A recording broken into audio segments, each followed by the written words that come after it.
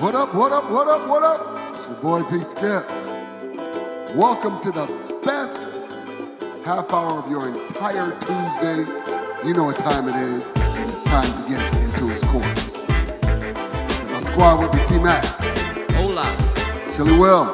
Gracias, amigos.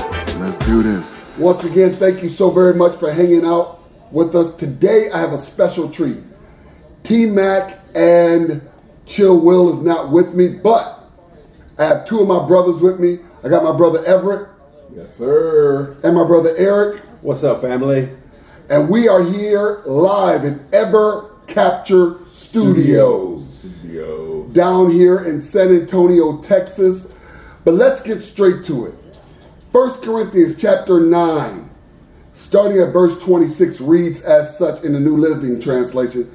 So I run with purpose every step. I am not just shadowboxing. I discipline my body like an athlete, training it to do what it should do. Otherwise, I fear that after preaching to others, I myself might be disqualified. Now, I said that because right now we are right in the thick, or the beginnings, of the NBA playoffs. And we just got through the play-in games where what looks to me is God is at the place where right now it seems like the last is being first and the first is being last.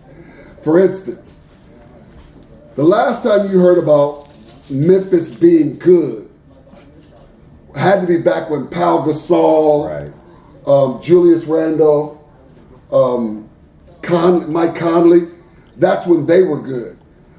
But they went through this season of just being, if I may say it, trash. It's mediocre. No. I like trash better. They were whelming at best. Yeah. They were overwhelming. Underwhelming. And they weren't underwhelming. They were just whelming. All right. That's so gentle.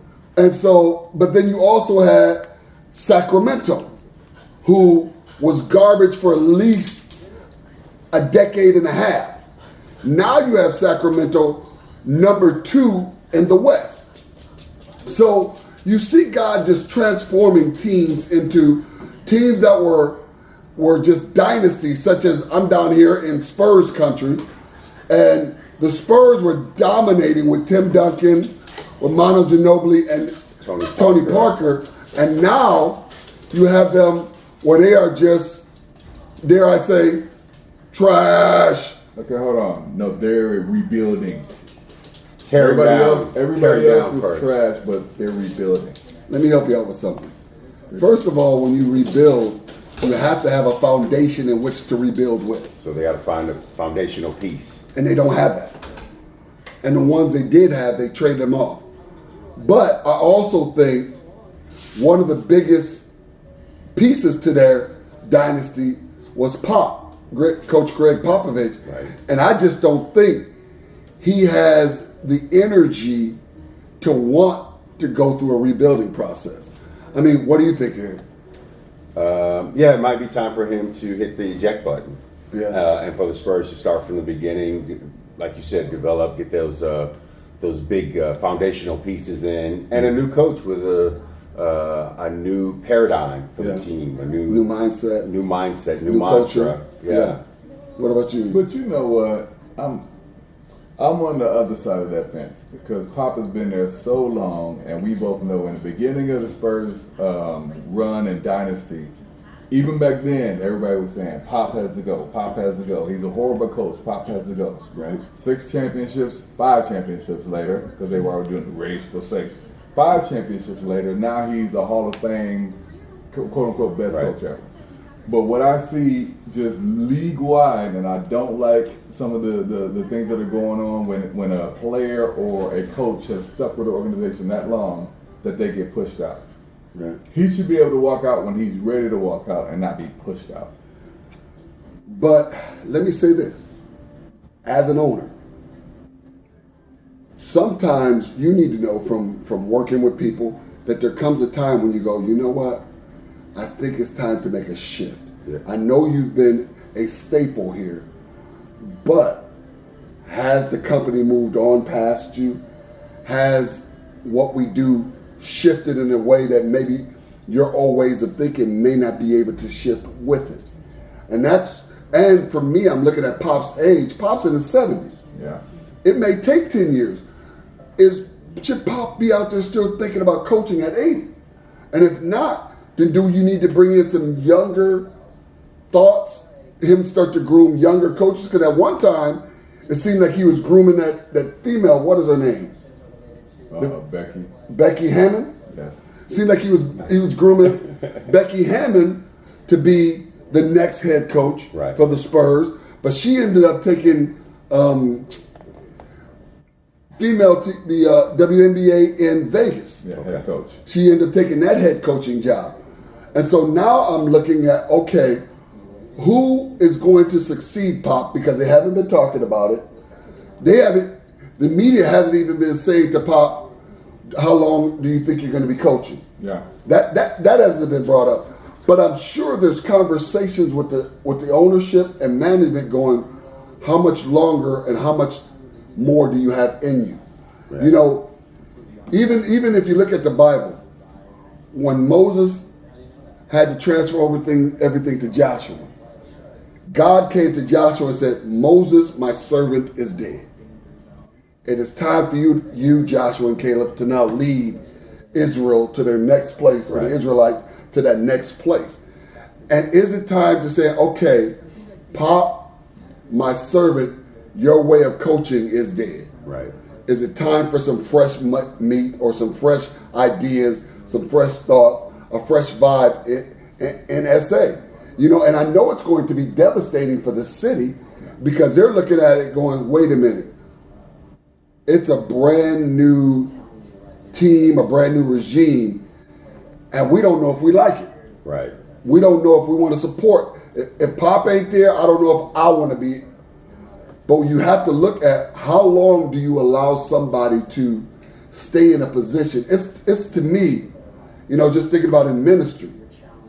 When everything started to go physical and digital, when everything went physical, if I didn't have people in place who could go physical with me, our ministry could have shut down. Right.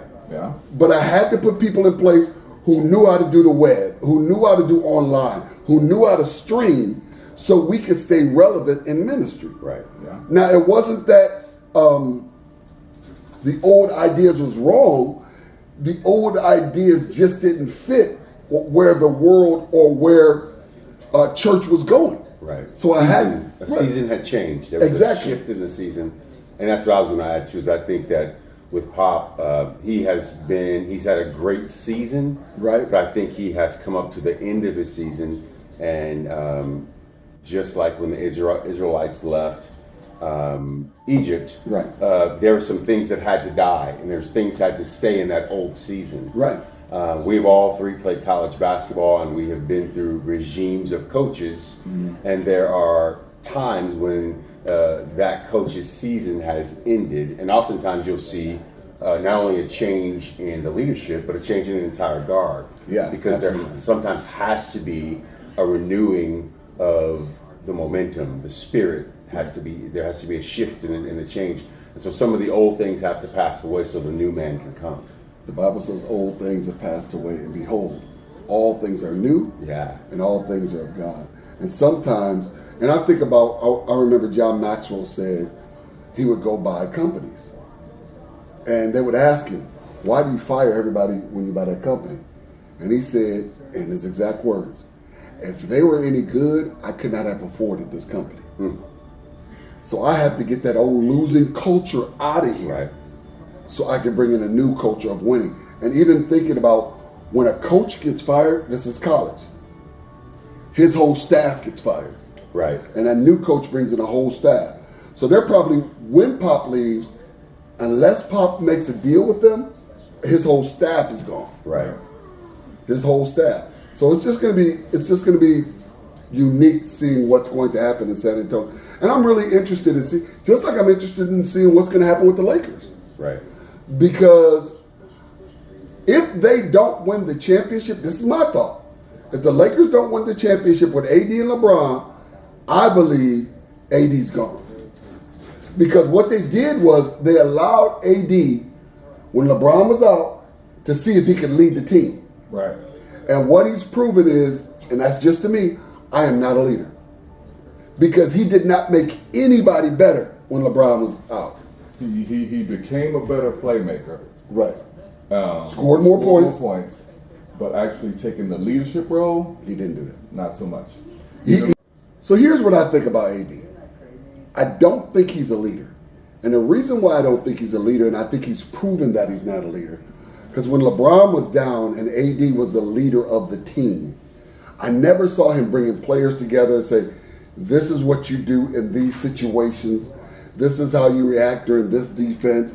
This is where the open shot is in this offense and this and that. Because LeBron did that. Right. And I think the other piece is LeBron went and got AD to extend his career. LeBron never expected to be playing these amount of minutes. Yeah. I think he thought with AD, you'll lead the team, you'll be Batman, I'll be Robin, I'll play 28 minutes a game, but you'll carry this team. And to see that LeBron is still playing 30, 32 minutes a game, I think he's like, listen, I can't do this and play another 5-10 Right. years. So you're gonna have to get somebody in here that can lead this team, and so I can play Batman, or trade me to another team where I can play Robin, not Robin, and I can sit behind a Batman and be the second fiddle and be able to bring some longevity to my career so that I can, because his goal is to play with the Suns. Yeah. But that's not going to happen with Stretch it AD. out. Right. Yeah, but giving it some more thought though. Like if we're back in that same scenario that LeBron was having with Kyrie, if you want to look at it that way. Okay. Because they also he wanted Kyrie to have more of a role and not be all the way the leader. Maybe he was expecting, everybody is anticipating on the outside looking in that AD would also step up to a leadership role. But behind the scenes, do we know if LeBron even allows that or relinquishes any of that control behind the scenes to give anybody the ability to step up to that level? Because it sounds like it's a recurring theme. And, I mean, unless you've been in that locker room, you don't know. Right. But there was something I saw with AD that made me go, there's some problems with them too. LeBron got the most coveted record in the NBA. Right. The scoring championship, and AD was sitting on his behind. The whole stadium was up clapping. Yeah, saw that. Yeah. AD sitting on the sideline like, when is this going to be done so we can finish? Yeah. Who does that? If you my dog, if we teammates, Yeah. and you getting, and I'm on a team, and I'll forever be in history because you in history. And while everybody's celebrating your history, I'm chilling like, what? And the cameras kept focusing in on you, and you never once smiled, you never once clapped. That to me, that's a different level of hating. It's exposure. Oh my goodness. It's exposure. I question LeBron, because I would say Michael Jordan never looked to disseminate part of those responsibilities. He was the ultimate alpha male, and he was the leader of that team. And so I thought that was the prototype that LeBron was looking to do and to get to keep. So, maybe he was asking too much of AD, even in coming over for the trade, or even to make the assumption that you are going to be the team, you're going to lead this team, and I'll be the Robin to your Batman. Right. Again, I think that sometimes, most of the times, leaders are sort of born versus made. So I don't know. Maybe he asked too much from him, in even considering bringing AD over for that role. But that's a debate to have, though, because I believe habits and practices can also make a leader. Right. Some training. Training can make leaders, because I don't believe Joshua and Caleb were born leaders. I think being around Moses made them leaders because they were in the presence of God with him. They were trained with him. I think that's what made them leaders. And I think Kyrie thought I got all I needed from LeBron. Right. So I can go lead the Celtics only to find out you can't. That's exactly what I was going to say. You know, you can train all you want, Right. but until you actually go into practice, you are just training and you are just a practitioner. Right. And so you have to make, you know, I think of some of the teams that I played on, our leader, when, say, the seniors graduated and it was the juniors' turn to step in some of those first early huddles, Right. when that person speaks up, they have stepped into that role. Up Right. until that point, they are still set, sort of standing back, waiting. And so that's my what I question is, did he ever step into that role, even with the training, even with the affirmation that yes, you are the heir apparent? Yeah. Did he ever step into that role? I mean, we won't know because we're not in the huddles, we're not in the locker room, we're not in the practices. But from what I hear, I think Kyrie, because Kyrie said it. When he left and went to Boston, he said, I thought I was ready to lead a team, but what I realized is I wasn't. I have to apologize to LeBron. Yes. And he only stayed in Boston 2 years and then went to New Jersey. Right. Stayed there Debacle. Stayed there how many years? 2 years. Now he's in Dallas. Right. And he isn't there. I don't think him and Luka are not fitting and gelling together. So, you know, it's just a matter of time before he's like one of those coaches who are hard on you and they get the most out of you for a season or two, right, and then they got to get rid of you because now the players have shut down. They stopped listening to you. They don't, you know, you've lost the locker room. And he lost the locker room in Boston quickly. 2 years you lost the locker room. And now you're gone, and those guys are going to the final, have been to the finals. Oh, yeah. The same players that you said you could not lead are in the finals. So there has to be something to said about whether or not you're willing to put in the work. Because what I've learned is leadership is also earned. Right. You earn the right to lead me. You don't just get it. Right. You put in the work. You've shown that you're willing to sacrifice for us to be better. I'll follow somebody who's willing to do that. But if you just step up and say, you know what? It's my turn. I'm the leader now. And you didn't do the work to earn that position. Right. I don't honor you. I don't respect you. And I believe that's what some of these players, at least in Boston, that's what it seemed like. Like, you just thought because you, Kyrie, you get the lead, but you ain't doing the extra things. Just like you didn't do in Brooklyn. Right. When you were Boston, in the bubble, you're like, I don't think nobody should play. As a leader, you say, listen, I'm choosing not to. But if you guys want to play, I'll support you. That's what leadership does. It doesn't go, if you don't follow me, I ain't got nothing to do with you. Right. And then you came, after you didn't play in the bubble in Brooklyn, you came back, you didn't play, and then you needed mental rest. You ain't played for 2 months and now you need some mental time? And then they find you partying at your sister's birthday party. Okay. What's that? Then you come back, say something crazy, you make anti-Semitic comments, then the team says you need to go somewhere and reflect. Right. Sabbatical. You need to reflect and see what you said and why you said it. And really, he didn't say anything. Let me rephrase that. He didn't say anything. He just retweeted a movie that was anti-Semitic. Right. But even that, as a leader, the thing about Kobe's, the LeBrons, the Mikes, they were very calculated in what they said and what they did.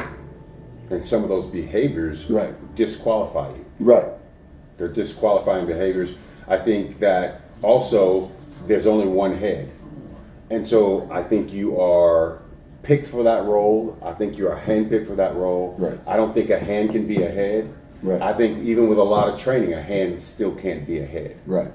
And so, again, I sort of fault LeBron in some of this, that if he's thinking he's going to train these, like the leader has to sort of show themselves even with training.